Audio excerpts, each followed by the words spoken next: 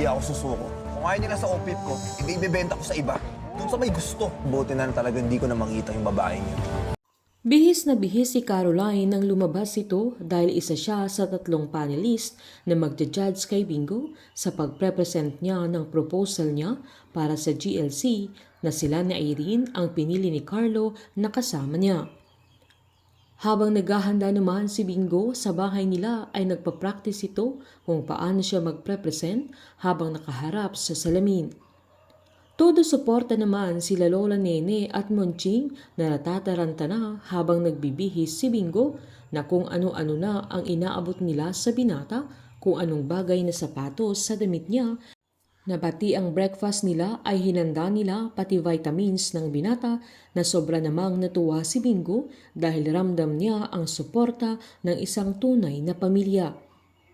Nagulat naman ang mga tauhan ni Carlo dahil ang agang dumating ni Bingo sa conference room na agad niyang sinet up ang PowerPoint niya sa laptop na nakalagay sa mesa. Hinanda na rin niya ang 3 folder na naglalaman ng kanyang proposal para sa 3 panelist na sinabihan pa siya ng assistant ni Carlo na mag-relax lang siya dahil mahaba pa ang oras niya na sobrang aga niya sa presentation niya.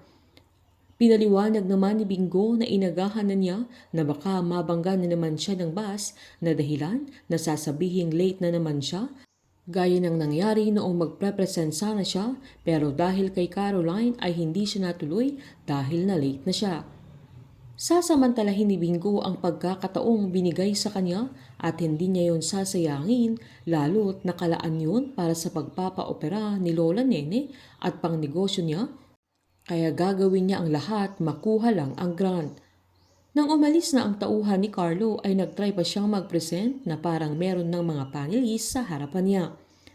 Sakto namang dumating si Carlo na agad nagpakilala ang binata na siyang operation manager sa kumpanya nila na siyang inutusan ni Wilson na mag-a-approve ba o hindi sa proposal niya habang sinabi niyang antayin lang nila ang 2 panelist na in-invite niya at kabadong-kabado na ang binata.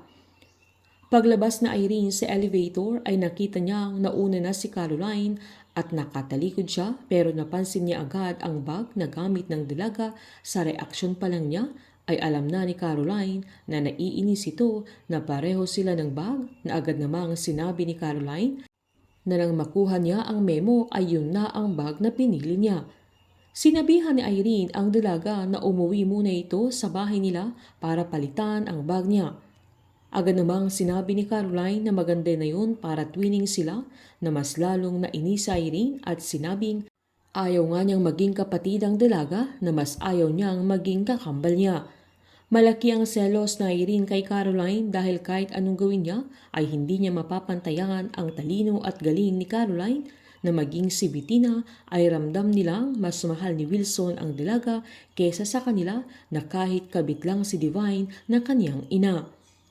Habang pagkatapos naman ng proposal ni Bingo ay hindi aaprubahan ni Caroline ang kanyang presentation na ito ang magiging dahilan na maiinis na ito sa dalaga dahil wala na siyang pag-asang mapaopera pa ang kanyang mamang nene. Dahil dito naman ay susuyuin siya ni Caroline at pupunta ito mismo sa kanilang bahay. Painit ng painit ang mga tagpo, sabay-sabay po nating subaybayan ang advance episode ng Can't Buy Me Love dito po sa aking channel. Patuloy lamang pong manood at mag-subscribe para ma-update po kayo sa mga susunod na episode. Marami pong salamat.